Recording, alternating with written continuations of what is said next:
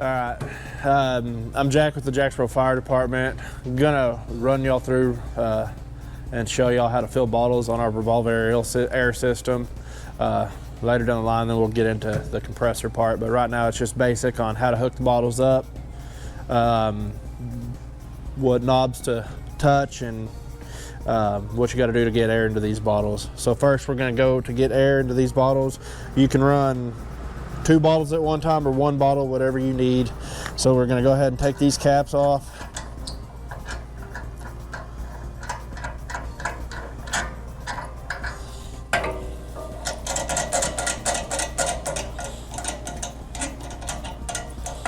All right, we're going to get our bottles.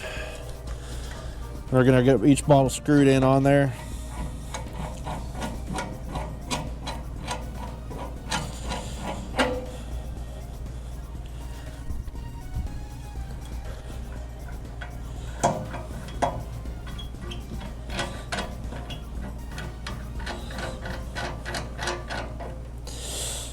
All right, we got both our bottles screwed on here.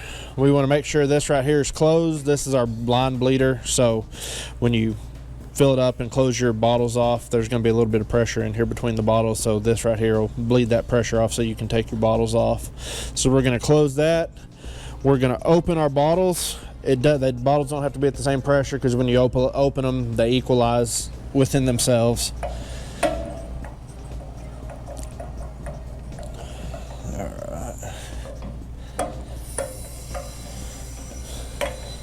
And you can hear them equalizing right now. So once we got our bottles open, we're gonna make sure this is unlocked, and we're gonna spin this unit. And when we spin this unit, you're gonna see the bottle pressure right there on the breathing air cylinder pressure. So right now we equalize out to 2,000 pounds. Our storage pressure is showing 4,000 pounds. We have 4 6,000 pound bottles in there. So that's our lowest bottle right there. It's a auto cascade system, so you don't have to go deal with the bottles or anything like that. It automatically does it in the fill system. This is our fill control knob, and this is our pressure regulator. It should always be at 4,500 pounds, but always be careful and watch it, and just make sure when you're getting close to 4,500 pounds, you know, you're right here on it, just in case we don't want to overfill a bottle or anything like that. But once you get your bottles in there, make sure you're locked. It won't start filling unless you're locked. So when we start doing that, bottles in there, we're going to go ahead and start slowly cracking in some air, and you're going to slowly hear it. We don't want to fill these just wide open, fill them up, because those bottles will heat up real quick, and that's not good for the bottle, and we're just going to watch it. So we're going to watch it to 4,500 pounds. So while we're doing that, the good thing about this system right here is you can start putting another set of bottles on the system while those are filling.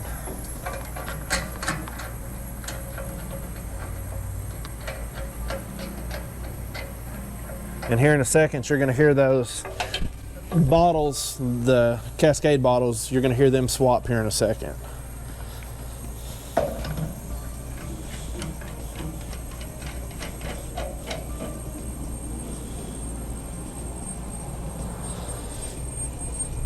And another good thing to do too is check these O-rings right around these right here. Make sure those are in place, or you won't get a seal and it'll leak and you won't fill the bottle. We can go ahead.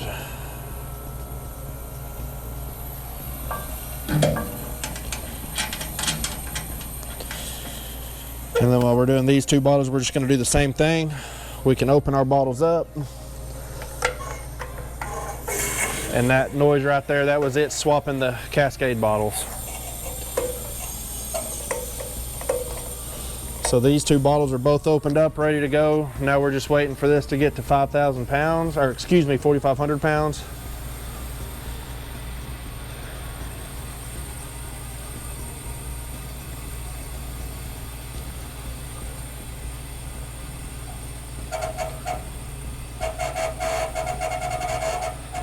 And it looks like our regulator is just a little off because it looks like we tapped our pressure out. So we're going to adjust our regulator just a little bit.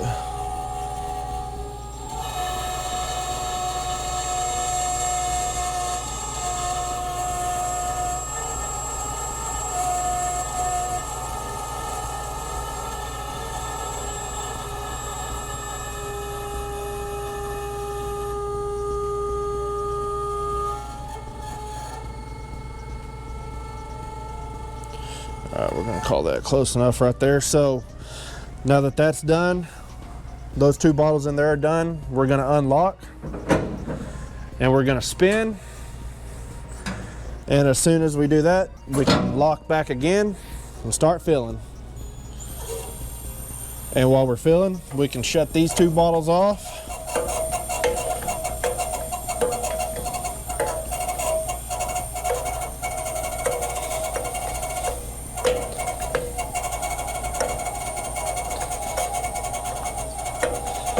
And once we got those two bottles shut off, we'll go ahead and bleed the pressure in between them, and then we're able to take these bottles off.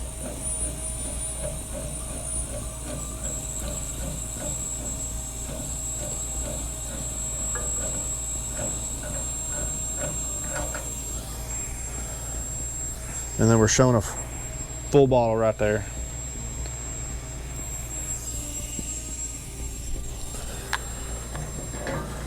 And once you get this regulator set where you need it to be set, you don't really have to worry about it going over the 4,500 pounds. It doesn't hurt to watch, but you don't really have to worry about it if that regulator is doing its job.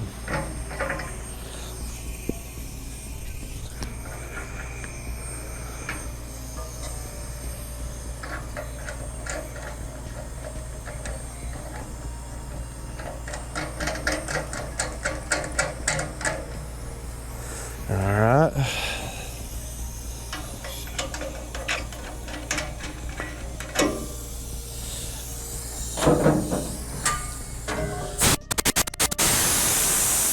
And all these fittings right here, hand tight, never wrench down on any of them. So if you're getting leak by, it's either something wrong with the bottle, the fitting, or the O-ring's gone.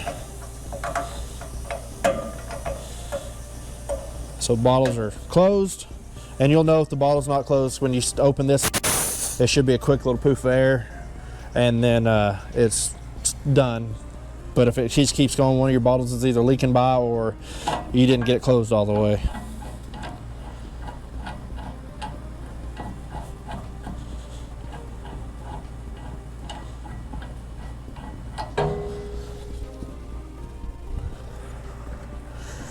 And then that's it. If we had more bottles to fill, it's just a revolving door. You fill, hook two more bottles up, fill, unhook, and you just keep going and keep going. And it fills up a lot quicker. It's a lot better than our old system, because our old system was just 2 bottles, but now we've got a bottle system where we can just keep continuously filling bottles, especially if we have a lot, like after the Doug Angel fire. So fill control basically is all we really need to manipulate to fill. Yep, all you got to do is really manipulate this valve right here. This should be always set, but that doesn't mean that somebody hasn't messed with it. So always watch when you're getting there. If you need to back the pressure off, you feel you need to decrease the regulator to be comfortable with it, and then slowly walk that regulator back up to 4,500, then by all means. But yeah, don't ever assume that, hey, this hadn't been somebody sitting over here and messing with it or something like that, not paying attention, and then we blow a bottle up because it was set at 5,000 pounds. And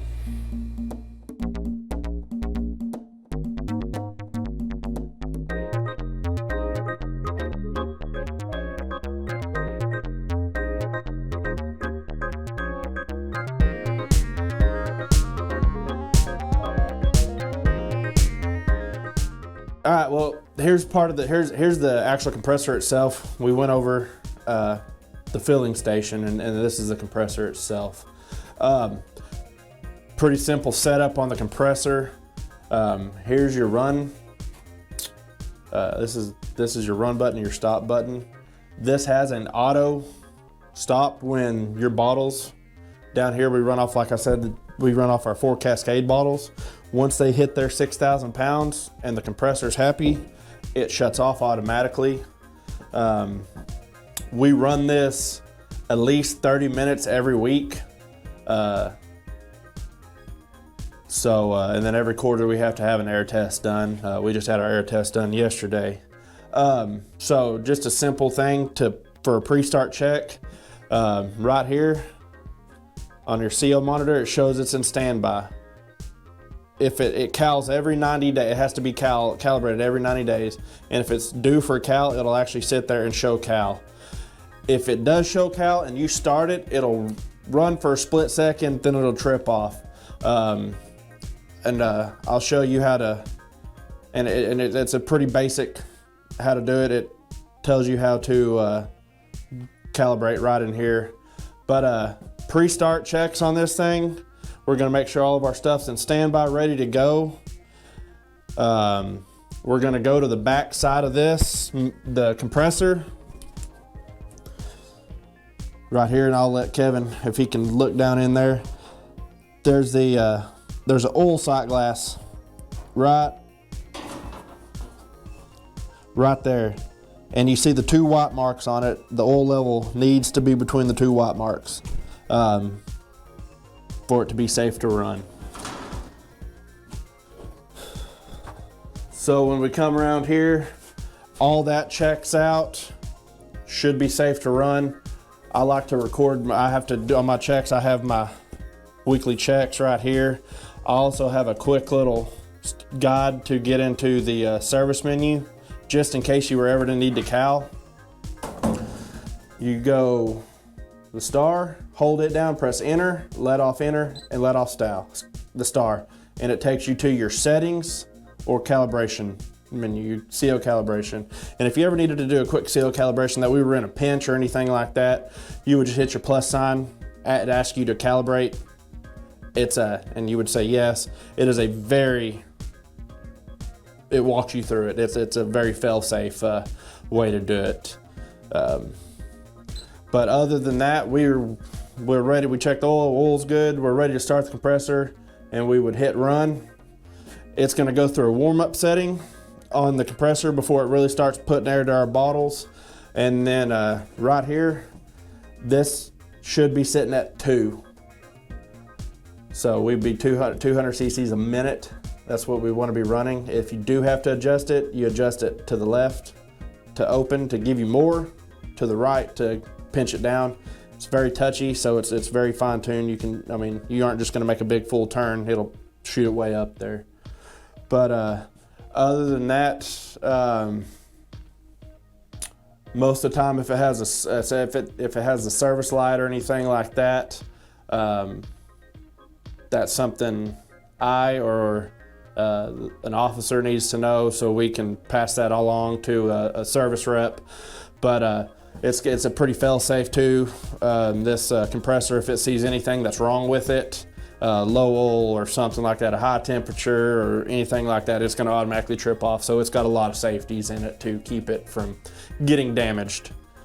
So other than that, that's just a quick rundown. You don't have to automatically start the compressor to start filling bottles. You're going to run off your bottle pressures. Each of these bottles has 6,000 pounds in them when they're full. So you're going to run off your bottles, and when you need to bring your bottle pressures up or anything like that, you can run your compressor.